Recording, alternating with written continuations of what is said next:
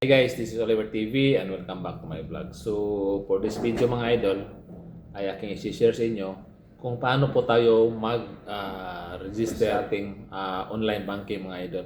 So, lahat naman siguro ng mga bangko or halos lahat po ng mga bangko ngayon ay meron na po silang online banking mga idol.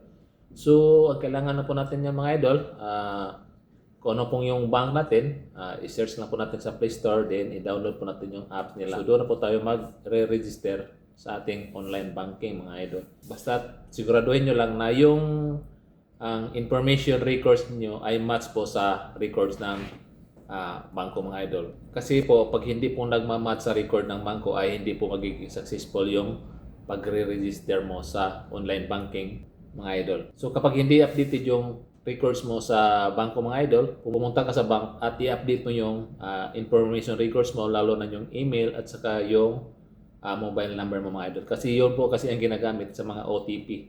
Doon po nila pinapadala yung OTP sa email at saka sa phone number mga idol. So kailangan po na-updated po yun para magiging successful po yung pagre-register mo sa online banking. So sana mga idol may natutunan kayo sa video na to. See you on my next video and God bless.